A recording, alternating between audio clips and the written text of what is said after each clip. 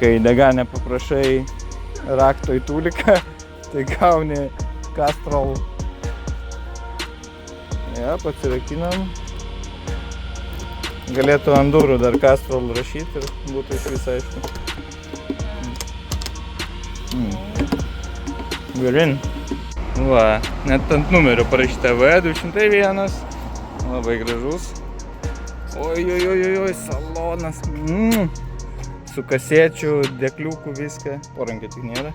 Nu, matyt, ne Amerikos spekas, bet 2.5. Nice. Va, toliau randamės Vokietijos kaime. Čia va, kažkoks fontanas, kuris nevalina. Pilna varnų, kurios ištasė šiukšlės.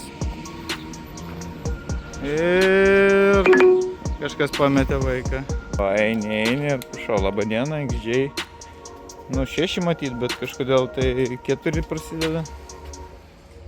XJL, atsiprašau, kad šitaip klaidingai įvertinau šitą modelį. Irgi beige salonas. Pasaka, superchargintas džiagas, nice. Tokio tai seniai nemačiau. Karatą dėl manęs. Labai gražus, tikrai magiškas. Kai satanas.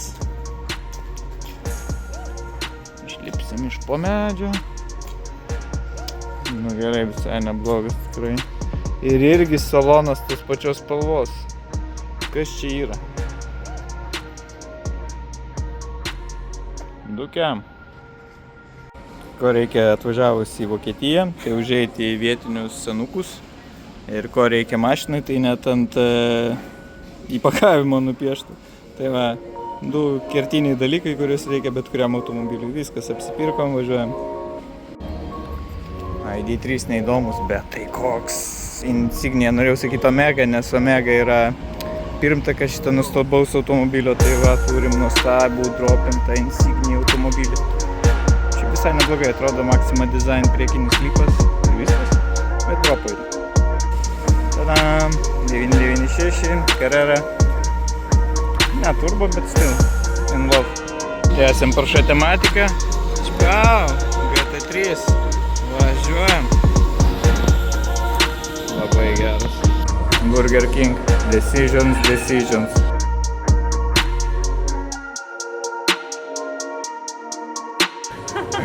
Nežinau, tas pats ir su Small. Kažkurį iš tų pasirinksiu. Gal abu paimsiu po vieną, pažiūrėsiu, ko skiriasi. Vakaro žvaigždė. Peugeot 407 su 2A Star.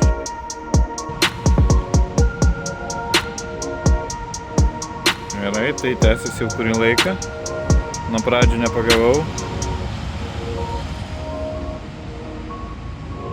Ok. 2 hours later. Taigi, esam kažkur tarp Leisigo ir, nežinau, ir mūsų Nürnbergo. Nu, kažkur pusiaukelėj, gal truputį toliau. Tai mes buvom užsisakę BlaBlaCar. Pavadinimas sako, matyt, kad konceptas yra toks, kad žmonės važinėja tais atstumais, jie pastovų maršrutą turi ir pakalba. Bet kadangi mūsų vairuotojas nešneka angliškai, tai mes... Kaip ir šiaip dauguma žmonių, kuriuos sutikom Vokietijoje. Tikrai taip. Tai mes tiesiog bandėm pamiegot, išsilaužt kaklus. Tai va, bet įdomioji dalis, kad mes važiuojam su Volkswagen ID3, kam neaišku, tai yra elektromobilis. Mūsų distancija buvo 300 km kažkur plius minus nuo vietos iki vietos. Nu ir aš aišku paguglinau, kiek tas ID3 geba nuvažiuoti. Tai jisai geba, kaip internete rašo, nuo 300 iki 500. Vadinasi, real range tikrai nebus 500, bus nuo link mažesnės dalies. Nu ir ką jūs galvojat, stovim, kokie mes čia degaliniai stovim, bet žodžiu, radom rozetę ir dabar va kraunam savo Volkswagen ID3. Nu tiksliau mūsų vairuotojas krauna. Tai va, mes tuo tarpu sėdėm ant bordiūro, nu žodžiu, leidžiam laiką. Bet nieko, viskas tvarkoja, turėtų greitai krautis tas ganėtinai prabangus elektromobilis. Beje, kondiškės mes beveik nenaudojam, dabar lauke. Nesakyk, 1,5 man. Beveik nenaudojam kondiškės, žiauriai karšti, ta prasme, jau noriu į dušą, šiaip Deganė yra dušas, bet nu dabar gal jau neįsiu tiek to. Tai jo, viskas užkaitė, mes užkaitė. Man atrodo, net iš vairuotojo neramybė tokia matėsi, kai jau važiavom ir ta batereika jau taip 17%. jo, į pabaigą taip jau buvo. Tai va, situacija tokia, bet ką žinau, viskas gerai, panašu, kad mūsų nemes per bortą ir paveš iki galo, o toliau jau važiuosim link Mazdos.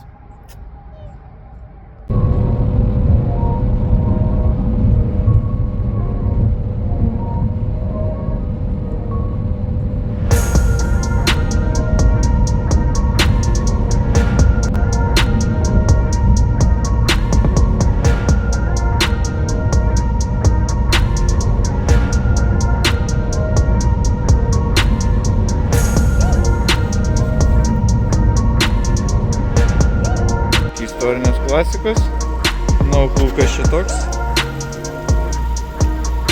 bet jisai turi snapą. Gerai, Leipzigas yra liūdnas miestas karspotinimui, bet nu va, pirmas geresnis laimikis, tai yra Porsche 911, not sure kuris, bet turim Carbon Ceramic stabdžius, bet visai nieko modelis.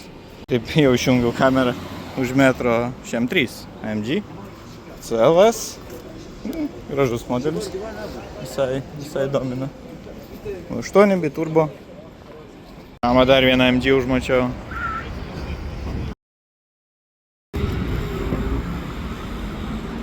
Z1 nepavyko, bet tai kokios žiaunos ant Mazdos. Ir dar kėdės kažkokios, kas ten. Solam. Modifikacija kažkokia. Solam aleikum gal? Šitą vien dėl močiutės nufilmuosiu. Tikrai reikės jai parodyti, pasakyti, išsisaugot, kur čia vieta yra. Nu ir jeigu ką atsiųst. Taigi numeris mums reiškia, kad matyt šitas GLE ar GLC matyt, GLC, sakykim, kad čia GLC. Žodžiu, stabdžių diskai AMG, V8 biturbo. O, Suzuki, neprisimenu modelio.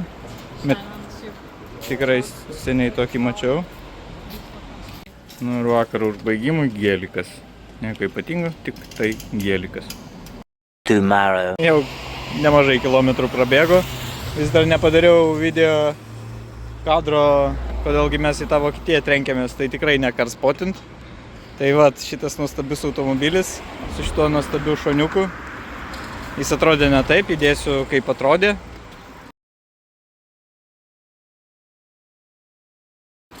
Tai va, važiavom pirkti šitą nuostabaus automobilio, 91 metų, labai senas, bet tikrai turbūt geresnės būklės 323F Mazdos nesu matęs. Tai žodžiu, Vokietijoje sumedžiojom tokį dylą ir ekspromtu sugalvojom, kad sumokam babkės, pasiėmam, kaip matot, raudonus numerius, mum atsiuntė dokus per DHL. Tai va, pasiėmėm numerius, nuvarėm į Vokietiją, suremontavom, kad bamperis būtų vietoj. Pakeitėm, matot, vienas veidrodėlis yra juodas, nes nebuvo veidrodėlio, nu buvo, bet jis buvo suknežintas.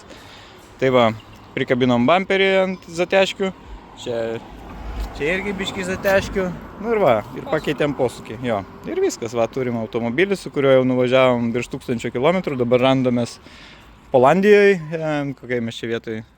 Kaip čia šitas kaimas vadinasi? Mes jo nemokam iš to. Žodžiu, kažkoks lenkiškas miestas, buvom vakar prie jūros, žodžiu, tripinam, mašina puikiai laiko, aišku, autobaniniai greičiai nelabai patiko, bet važiuoja. Plius keistas dalykas, kad Mazdos tas ženkliukas yra kampuotas. Nesu tokio matęs, čia gal 91 metų modelių toks dalykas ir senesnių.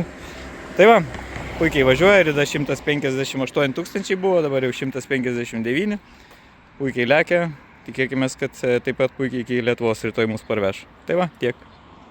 Tai taip, ko dar nepaminėjau, tai kaip matot, kapotas atidarytas, viskas kaip nauja, viskas puikiai atrodo.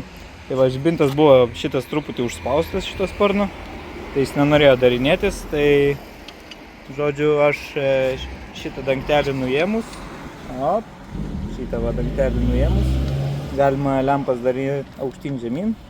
RX7 jau mane šito išmokė. Tai va, ką padarėm, tai išėmėm saugiklį, atidarėme abi lempas, tai dabar jos forever open ir nesidarinėja, bet mums to reikia, kad tiesiog šviestų teisingai lempus. Tai va, čia dar vienas mini fiksas buvo, o šiaip va, puikiai viskas lekia, čia fiksas ne mūsų. Dar vienas komentaras, tai čia yra maišelis, ten buvo toks pat maišelis. Šitą maišelį yra Panašu, kad katės plaukai.